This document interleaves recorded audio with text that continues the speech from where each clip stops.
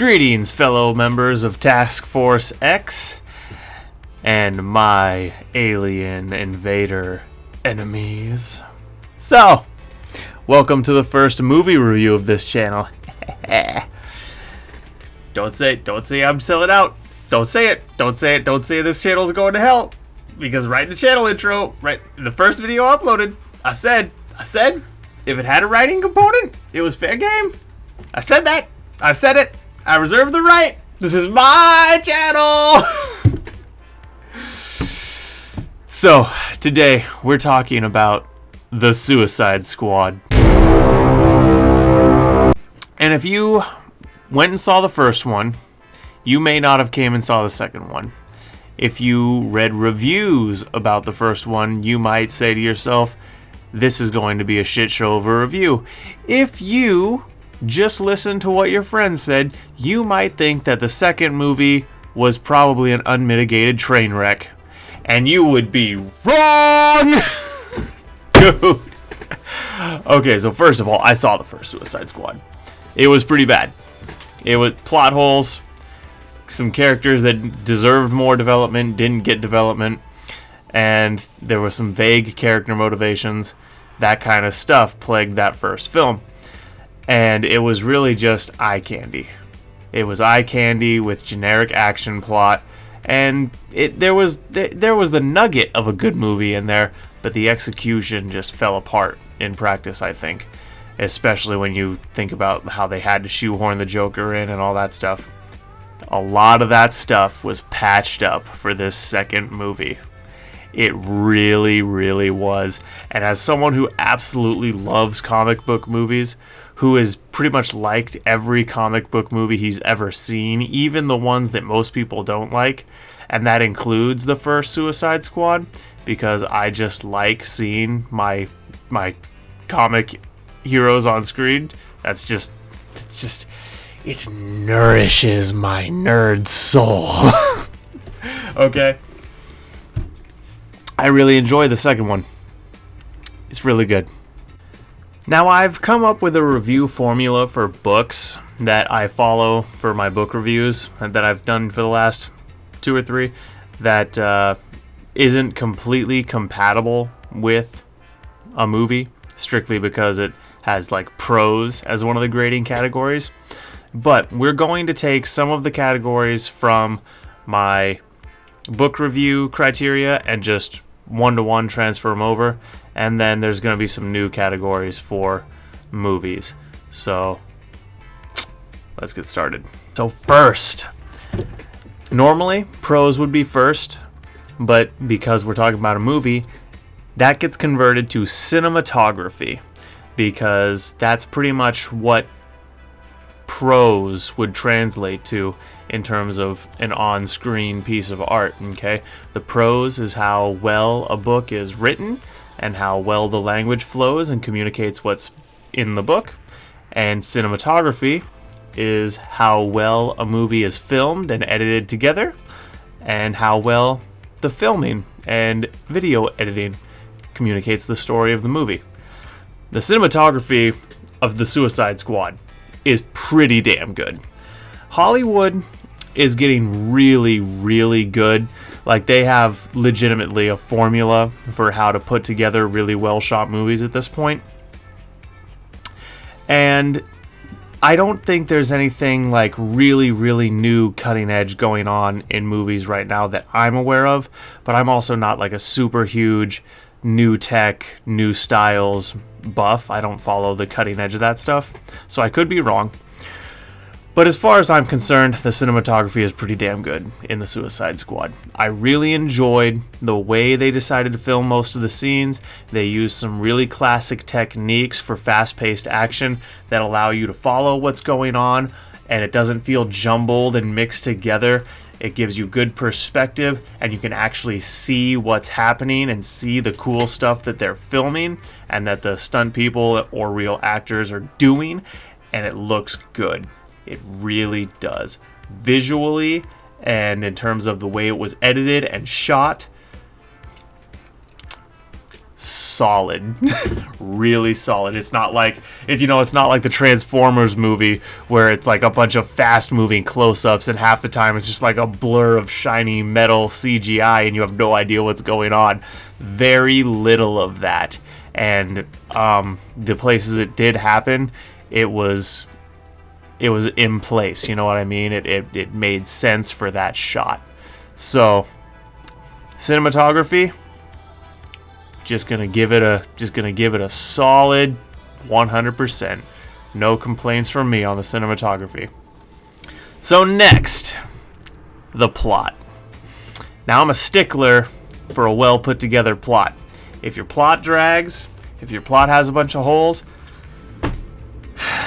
that's one of the main problems with the first Suicide Squad movie, is there was just a lot of plot holes. Like, several. Okay. No real big glaring ones in the Suicide Squad as far as I could tell. Character motivations seemed pretty reasonable and straightforward. There weren't any huge oversights in world building as far as I could tell, and there was a nice steady progression with a few twists. The twists were of course somewhat predictable because again, Hollywood is kind of not doing anything super original these days, but the twists at least made sense, were thematically in line with the movie and believable. So they landed and they didn't feel like there was a random asshole, you know? The twists were believable. So, plot, no complaints from me. I'm going to give it an 80 just because, it wasn't super original, but it didn't have any holes, it didn't have any huge flaws. So, it loses some points for not being, ultra original, but everything else was tight. Now, characters. DC had fun with this movie in terms of the characters. They really brought out some obscure people, and they really had fun with the fact that these were just super obscure throwaway characters. They put some characters through the meat grinder, and they did some funny and humorous stuff with putting them through the meat grinder. So I really enjoyed that. My favorite character right out the gate was Weasel. Okay, he's in the trailer, so that's not a spoiler or anything. My favorite character was Weasel, and I kind of feel like they did him dirty, but there's an after credit scene that kind of assuaged my frustrations a little bit, so I'm curious to see what happens with him going forward. And overall, I really feel like every character was likable in their own right, at least, the people that were supposed to be on their side to some degree. The villains were believable, and I mean, like, a little bit too real type of believable, except for, of course, Starro the Conqueror, which is the big alien you see in the trailers. But, he's only unbelievable because he's a kaiju starfish. So, But other than that, totally believable. And a quick side note on characters. Fuck this guy. Fuck him. Fuck him. With his fucking Milo Yiannopoulos looking ass. Fucking Backstreet Boys reject looking ass. Fucking 1,000-yard stare, mouth breathing looking ass. Ass. Now, messaging and symbolism. Another category I really, really care about, and I really look for this in media that I consume, especially these days. They just couldn't help themselves. They just could not fucking help themselves. They threw in some obvious COVID bullshit. And when I say obvious COVID bullshit, I mean like it's in the trailer. The thing that Harley Quinn does with the dude about coughing and covering your mouth when you cough, and that whole little bit they do in the movie. Obvious COVID bullshit. And then the alien overlord dude, Starro the Conqueror, you can prevent yourself from getting controlled by his little extensions, the little baby sorrows on your face, if you wear a mask. Not subtle, Hollywood. Not subtle at all. And it's getting old. Enough. We go to the movies and consume entertainment to forget about all the fucked up things in the world. We don't want more COVID propaganda in our movies. Stop it. Stop it. Stop it! Other than that, I thought there were some really wholesome messages in the movie, actually. The rat catcher, she has a great character arc, in my opinion. And the message that follows along her character arc, that we all have a purpose, and that even things that are often looked down upon and rejected by a majority of people can have a purpose. So I really like her character arc. The symbolism behind her character arc and the symbolism of her rats is beautiful. It could have been handled more subtly, but it's good.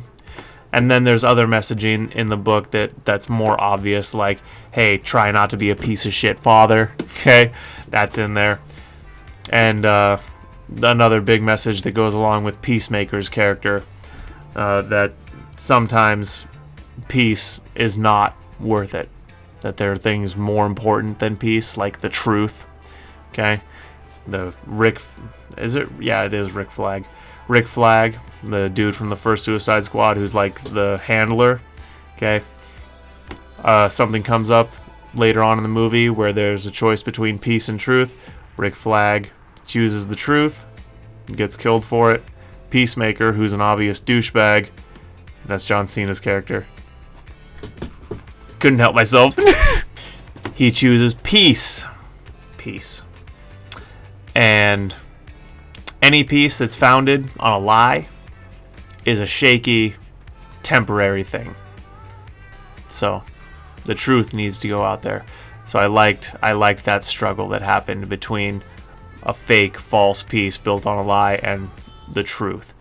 That's a struggle that is great writing material, and I love seeing that struggle in stories.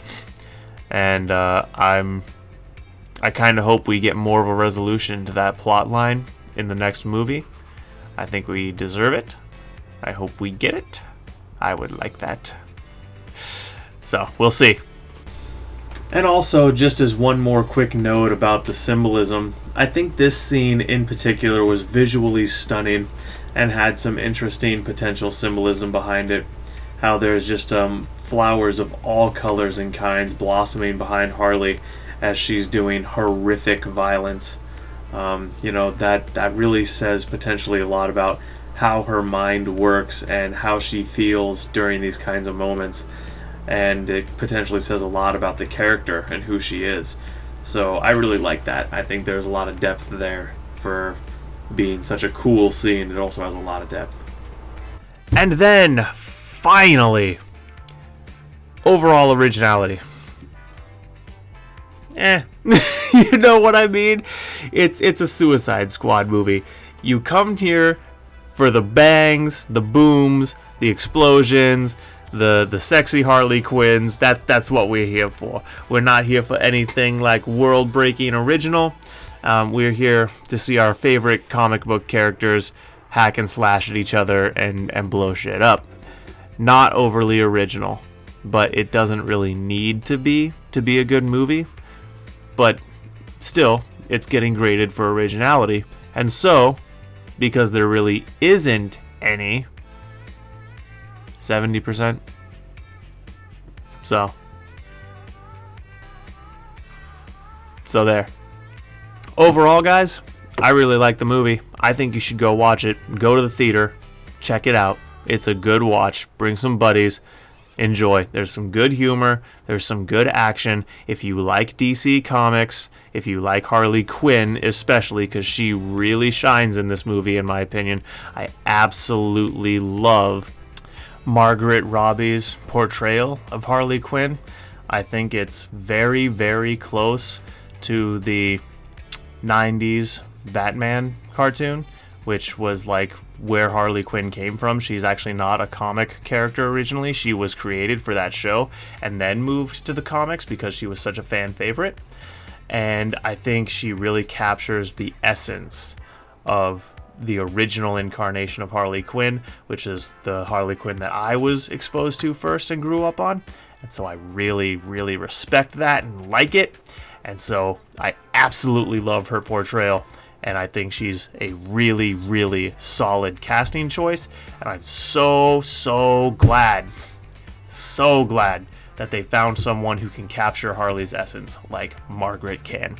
It's great. So, guys, that's the whole shooting match. Thanks for coming. Don't worry, this channel isn't going to become a movies and video games and BS channel. Anything with a writing component. I said that in my channel intro. So, if you're one of my longtime viewers, don't worry. It's not going to be like an every other video type thing. Just the movies that I really like that I think are worth talking about. Okay? So, on to other business, guys. If you want to support me and my channel, you of course can go buy my debut novel, The Garden of Lies. And if you are more of a t-shirt kind of person, me and my friend Cait have a merch store up, baby. I'm an official YouTuber now. It's down in the link tree in the description. You can get like almost 24 variations of this idea right here. You know, because we're in the age of censorship and cancel culture. Humanity's canceled. And there's a whole story behind that one on me and Cait's joint show that we do over on her channel, which is also down in the link tree if you want to check that out. If you like watching people just bullshit around and have a good time, throw it on in the background. Alright, guys. Until next time, be well, my friends. Welcome to Garden.